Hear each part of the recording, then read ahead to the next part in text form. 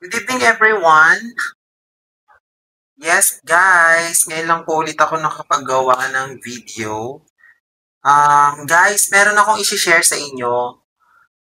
Nangyari na naman to kahapon lang. Isi-share ko lang sa inyo kasi sino dito yung mga madalas na may parcel na dumadating and minsan hindi kayo nagtatagpo ng rider, di ba? Kapag may order kayo tapos minsan may biglaang lakad kayo na hindi tumugma yung dating ng rider. Though, sinasabi naman nila through text at saka through call or nagsisend naman sila ng message before the delivery time. Pero minsan kasi, hindi naman din sila dumadating ng exact time tama, di ba? Hindi naman talaga perfect time na dumating sila. Kaya ako minsan guys, pag may parcel ako, mini-message ko talaga anong oras ang dating, anong oras yung exact na dating. Kasi nga, para at least alam ko at saka kung kailangan ko bang iwan yung pang payment, ganito, ganyan. Pero guys, meron kasi akong experience kahapon lang.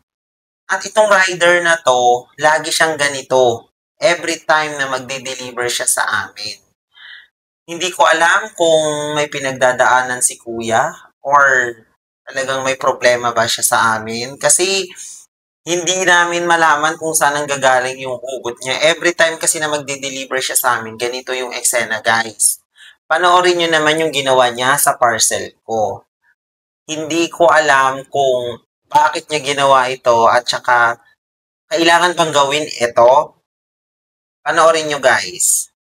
Yun guys, yung time na nagme-message siya sa akin. Tapos sinabi ko nga na 4 p.m. ko masisend. That is 3:30 pa lang kasi. Tapos ayan, yung ginawa niya. O see? Pwede niya naman buhatin ng bakit kailangan sipain, di ba?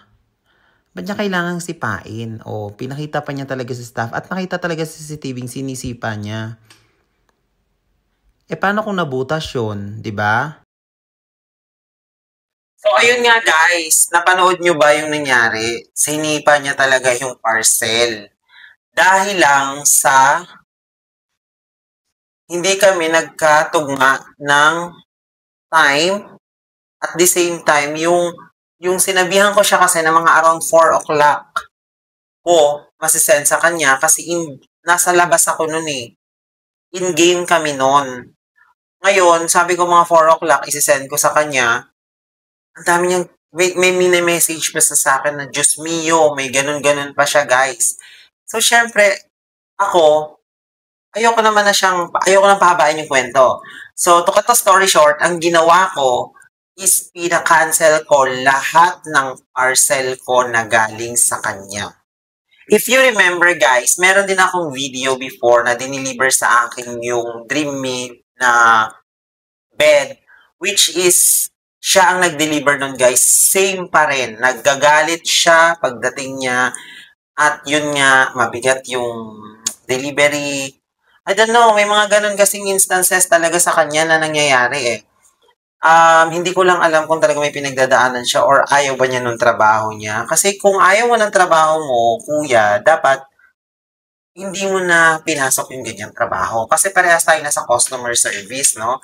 So, mahaba-haba din naman yung pasensya ko pagdating sa ganyan. Pero, yung pagka-cancel namin ng parcel is choice namin yon as the consumer or yung nag-order nung parcel.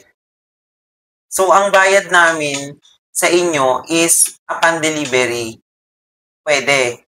Online payment, pwede din. Kaya, choice namin kung magka-cancel kami ng order namin at magre-reorder kami or hindi. Kasi ganito nga yung nagiging problema sa mga riders. Hindi ko naman nila lahat, no? Hindi ko nila lahat ng riders kasi may mga regular din kami nagde-deliver na mababait naman. Pero si kuya talaga, hindi ko alam kung ano ang hugot niya dyan sa part na yan. Tsaka ilang beses niyang ginawa yan guys. Ngayon ko lang, isa lang yung kinuha ko para sa clip ko dito sa CCTV na pinanood ko naman dahil sabi ng mga staff ko nga is um, talaga daw na sinipa yung parcel. At sinabihan pa siya ng staff ko na, ala, Wag naman ganyan kasi pwede ka namin i-complain. At ito na nga guys, kinabukasan, nung nandito na ako sa spa, ang ginawa, tumawag sa akin ang mismong opisina to confirm and verify kung talagang pinakancel ko yung parcel. So, eto na. Sinagot ko, yes. Ay, ni-request ko na po siya for cancellation kasi nga, ganito yung naging performance ng rider sa amin or naging attitude ng rider sa amin. So, sabi naman nung admin, ay sir, ano po bang nangyari? Sabi ko, ma'am, hindi naman po talaga ako magko-complain dahil sa nangyaring yan. Hindi ko din po sisirain yung trabaho niya dahil kailangan niya yan sa pamumuhay niya araw-araw at baka may pamilya din siyang binubuhay.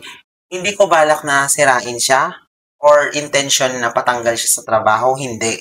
Ang akin lang, ang ni-raise ko doon sa admin nila na tumawag sa akin kay Miss Del is para masabihan siya at improve sana yung ganong attitude niya sa ibang mga customers, consumers na nag-order din ng mga item na dumadaan at bumabagsak sa JNT.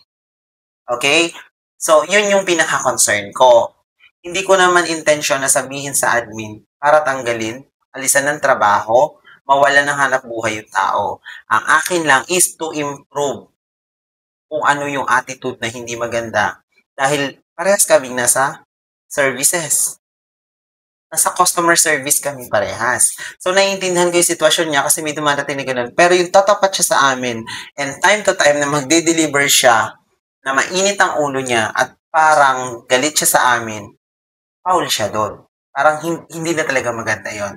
So, kailangan din niya sigurong mabigyan din ng briefing or mabigyan pa ng mas magandang learning, what they call this, parang trainings na dapat maging humble naman siya sa mga customers at consumers.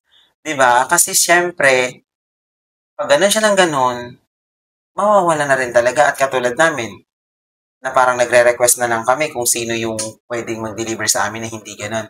Kaya thank you so much din naman, no? Na-appreciate ko din naman si Miss Bell Alcantara ng JNT. Ma'am, thank you so much.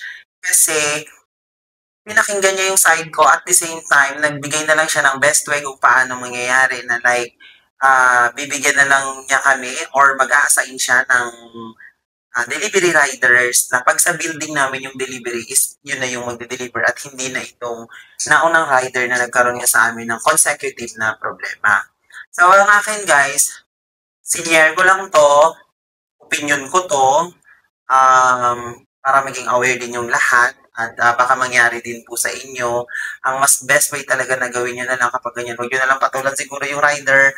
Kung pwede i-cancel nyo na lang at ibalik nyo na lang para wala nang gulo, mag-reorder na lang kayo. At yun nga, maging transparent din tayo sa pagbibigay natin ng feedback at pagbibigay natin ng komento para doon sa mga riders kasi hindi naman po lahat ng riders is pare-parehas ng ugali. So, ilan lang po yan sa mga nangyayari dala din ng mga personal na sitwasyon or sa trabaho mismo. Kaya guys, panatilihin nating maging mabait at humble sa lahat ng pagkakataon at sitwasyon para hindi po nagkakaroon lagi ng commotion, problema, or pag-aaway. Okay guys, maraming salamat at senior ko lang yan. Baka may mapulot kayong aral. Thank you so much. Kung hindi ka pa naka-follow, mag-follow ka na and subscribe na rin po sa aking Facebook account. Please like and share kung nagustuhan mo naman to at sana marami kayong matutunan pa sa mga isi-share kong video. Maraming salamat. Bye!